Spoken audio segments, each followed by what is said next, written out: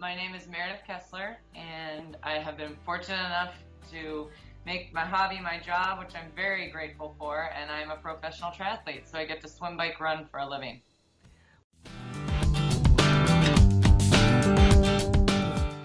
You know, I graduated from college in 2000, and I plopped myself in a full Ironman distance in middle of nowhere, Ohio at the time, which I'm from Ohio. We live in California, but born and raised in Columbus, Ohio. And I sort of caught the bug there. I was 21 at the time and spent 9 years as an age grouper.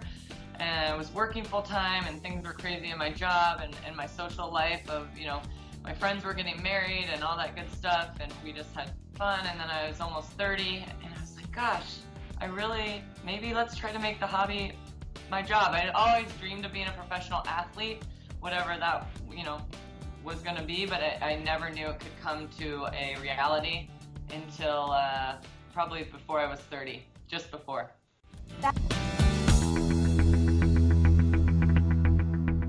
So, I mean, when you think of a marquee day in our sport, I'm still searching for that huge victory for my team and myself, but you know, whether that's, of course, we all dream of our Super Bowl, whether it's Kona or 70.3 Worlds or these Challenge Dubai and Challenge Bahrain and all those big marquee races. So that's always a goal, to try to capture one of those. I've been fortunate, you know, we have been in the last 6 years as a pro to gather some titles, and each one I remember like it was yesterday, because I so value them so much, because they don't just get hand delivered to any of us. So I'd say for our highlights, it obviously has to be Ironman New Zealand. We've headed there 4 years in a row. I've been at St. George for the 7 years, every time it's been offered, and same goes for Vineman. I raced there 9 years as an amateur, and then now 6 times as a pro, or something like that in some capacity. So I've been there quite a bit, and those three. And we're trying to go for 4 peats in those this year. It's a hard job for anyone. There's several athletes going for 4 peats at certain races this year, so they're probably have the same mindset of me, like, all right, let's try to go back and do this as many times as we can, because we love the race, you know, so we're gonna go for it, try it.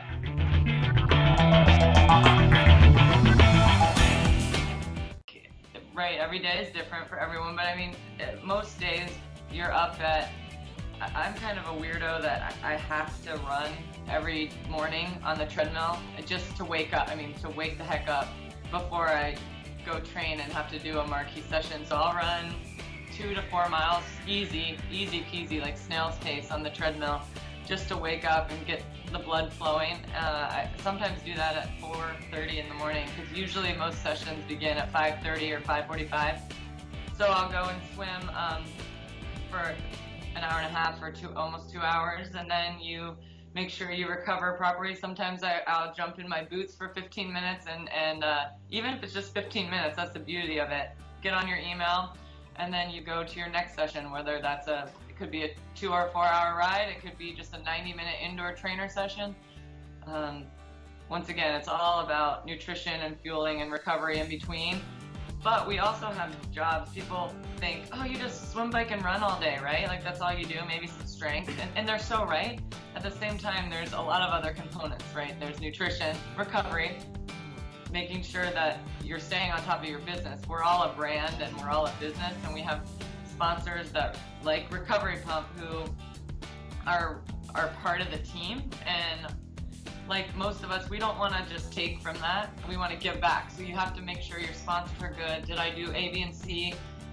That's so important for our business. So that's part of the day too. It's like people talk about how, yeah, you can swim, bike, run, but you're also run a business. So you actually work almost more than you did when you were in an office. But here's the plus side. I can be on my laptop in my recovery boots, multitasking and getting a ton of work done. So it's a win-win situation there. So that's a typical day, and then you have a strength session, or you have an evening run set, or an evening outdoor run. There's all kinds of things.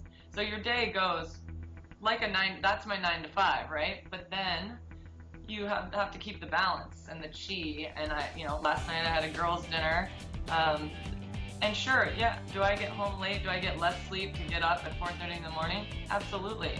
But for me, it's worth that that time, and you just make it up in other ways later in terms of recovery.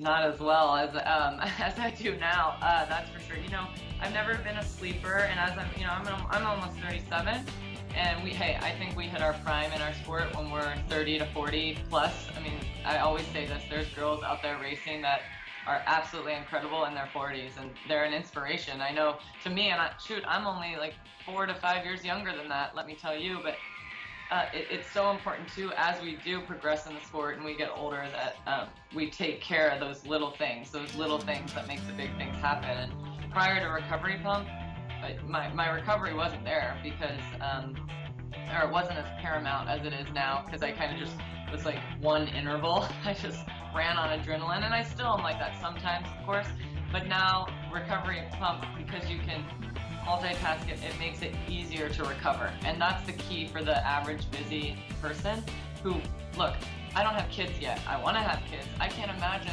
individuals who also are doing the sport, managing kids, managing their day jobs. It's a lot, so it's when do they have time to recover too? So once I put the kids to bed, I know when I talk to people, I encourage them to get in their boots and check your email before you go to bed. I mean, that's key, and that never happens. A lot of people don't make the time for it, and you have to make it like part of your day. Obviously, nutrition is a huge part of recovery, but that's for what goes inside you.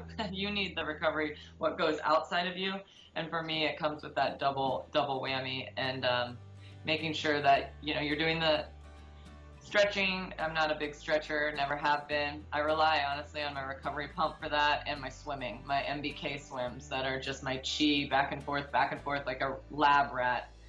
So everyone has their ticks and what works for them and what doesn't. So that's personally what works, for me.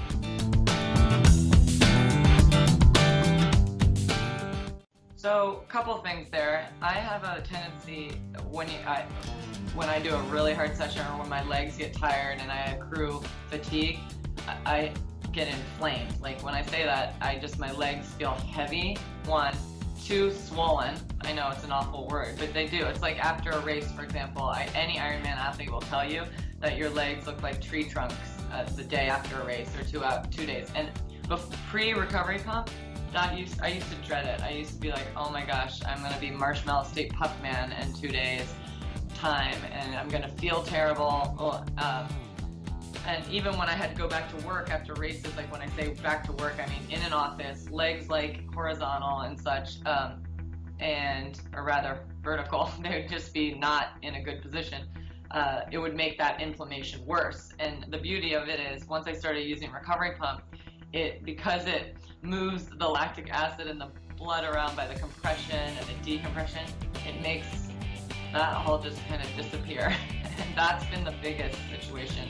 In addition, I use it when I'm eating breakfast before a race. So, I get up and run on the treadmill before the race, come back, shower, do the whole thing. I gotta shave, I gotta just make sure I smell fresh for the race, because you want to make sure that you smell good in an entire Ironman, because you won't get sweaty or anything. But no, I really genuinely try to just wake up, right? And then I put my boots on, and I have them on a good 20 minutes every morning before a race while I'm eating breakfast. And I feel like it just warms up the muscles and gets them ready to fire. So that's the 2 reasons of how I use Recovery Pump.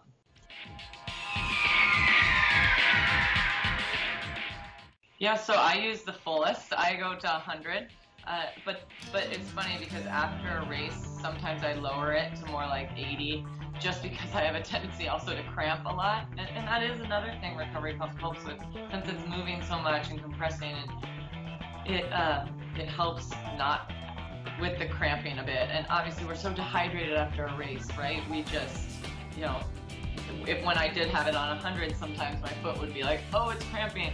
But after a couple intervals, basically, of the Recovery Pump, it went away, and so that's been really helpful. I just lower it in the beginning, and as it progresses, I tune it up a bit. But I personally like it. Everyone's different. The higher the better works for me.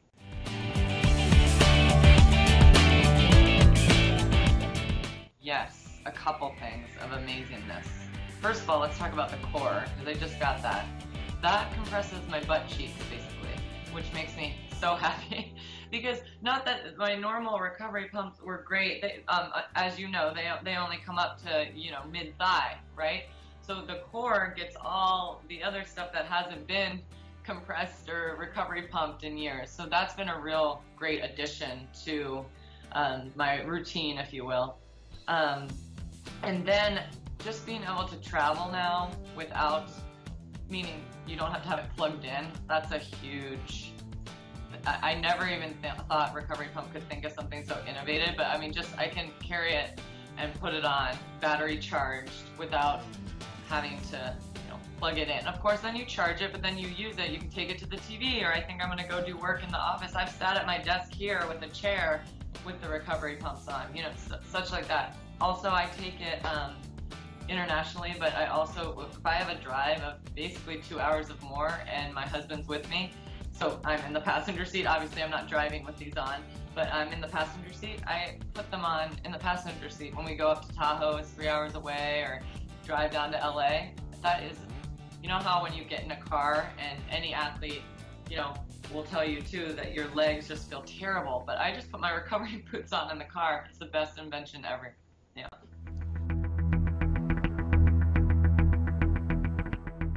I'm such a no pressure person, but I know what I like and I know what works, and so then I get really passionate about it.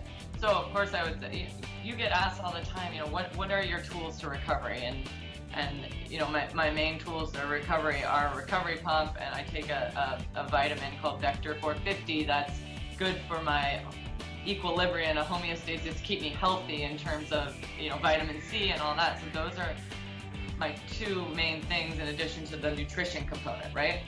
So people wonder why, understandably they wonder, why can't I recover faster from a workout? Why can't I feel more spunky in my legs after I've just done a really hard treadmill session? And how come you don't feel like that? Like, you can do that again the next day. And don't get me wrong, I have my web days, my why even bother workouts. I have them all the time. But since the past, 6-7 years I've used recovery pump, that time to recover I've been able to lessen that, where I feel web workout-y and tired and fatigued, because the recovery pump has genuinely helped in that way. And so that's the story that I explain to them, is they think you have to wear them too for like 2 hours at a time, and it's not like I haven't sat there with them on for 2 hours at a time when I've watched movies on our couch. Yes, but that's not a priority. If people would just wear them even 15, 20 minutes a day, they are going to notice a huge difference. So time is our biggest commodity, right? It's everyone's biggest problem for balance, for life. Like, oh, I don't have time to recovery pump. Okay, well, you had time to sit and check Twitter, Facebook, social media for 15 minutes. And actually, you can still do that, but you can do that in your recovery pump. So let's talk about multitasking. And so then they start seeing that side of how, you know, it's a win-win situation for all these ways. So, yeah.